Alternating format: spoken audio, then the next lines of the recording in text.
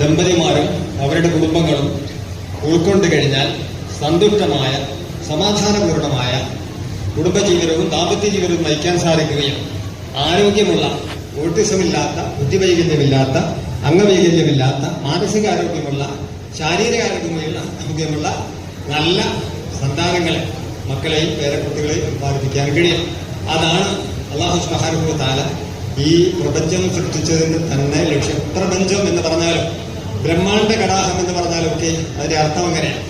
മനുഷ്യൻ എന്ന ഉൾക്കെട്ട് സൃഷ്ടിയെ, പടച്ച തമ്പുരാന്റെ ഖലീഫയായ മനുഷ്യനെ, പടച്ചവന്റെ റൂഹെന്ന് വിശേഷിപ്പിക്കപ്പെടുന്ന പ്രത്യേക റൂഹ് വഹിക്കുന്ന മനുഷ്യനെ സൃഷ്ടിക്കാനുള്ള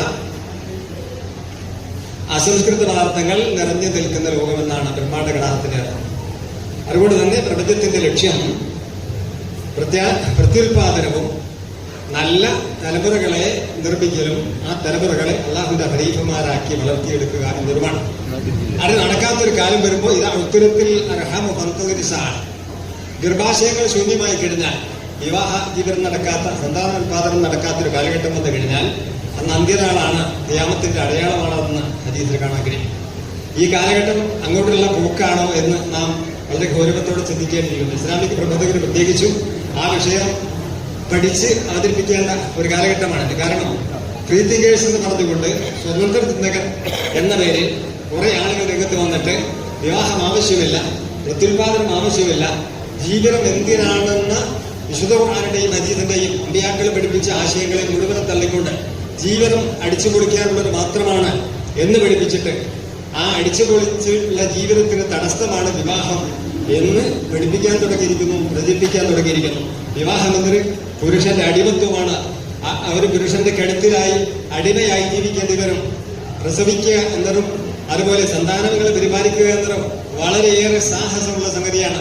അതിന്റെ ഒന്നും ആവശ്യമില്ലെന്ന് പഠിപ്പിച്ചുകൊണ്ട് അവർ പ്രചരണം നടത്തുമ്പോൾ നമ്മുടെ കുടുംബങ്ങളിൽ വരെ എന്ന് പറഞ്ഞാൽ ദീനുള്ളവരുടെ ദീനീ കുടുംബങ്ങളിൽ വരെയുള്ള പെൺകുട്ടികൾ തെറ്റിദ്ധരിക്കുകയും എന്തിനാണ് വിവാഹം, ഇത്രയേറെ ക്ലേശങ്ങളും പ്രയാസങ്ങളുമുള്ള വിവാഹ ജീവിതം എന്തിനാണെന്ന് സംശയിക്കുകയും വിവാഹത്തിന് മടി പറയുകയും ചെയ്തുകൊണ്ടിരിക്കുന്നു. അല്ലെങ്കിൽ വിവാഹം എന്തെങ്കിലും പറഞ്ഞ് നീട്ടി കൊണ്ടുപോയിക്കൊണ്ടിരിക്കുന്നു.